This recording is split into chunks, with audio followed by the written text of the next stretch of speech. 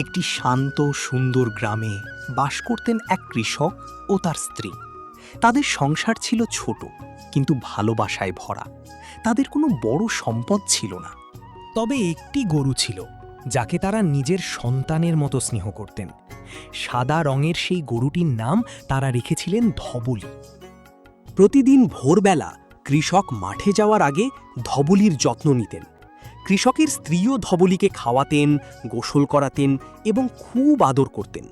ধবলির দুধ বিক্রি করে কৃষক ও তার স্ত্রী সংসারের অনেক খরচ চালাতেন।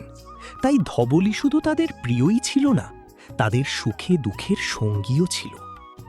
এভাবেই কৃষক, তার স্ত্রী এবং তাদের প্রিয় ধবলিকে নিয়ে সুখে শান্তিতে দিন কাটছিল।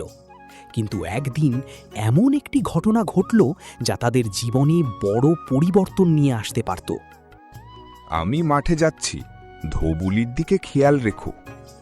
তুমি চিন্তা করো না, আমি দেখছি। সন্ধ্যায় ফিরে ওর জন্য একটু খড় নিয়ে আসব। আচ্ছা, সাবধানে যেও।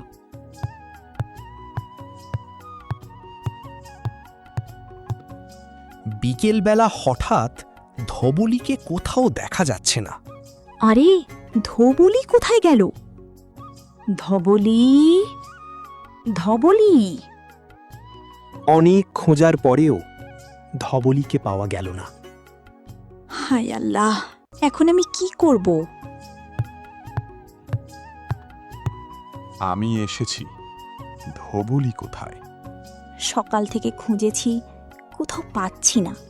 কি বলো, ধবুলি নেই? কোথায় গেল ধবুলি?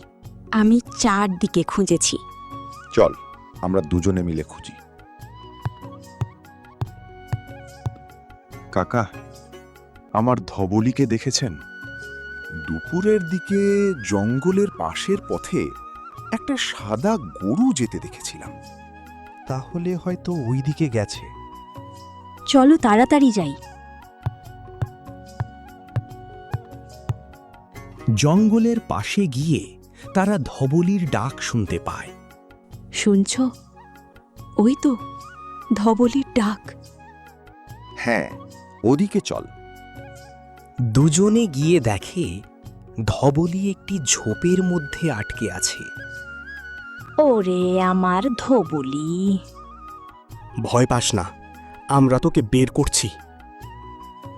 আজ আমি খুব ভয় পেয়ে গিয়েছিলাম।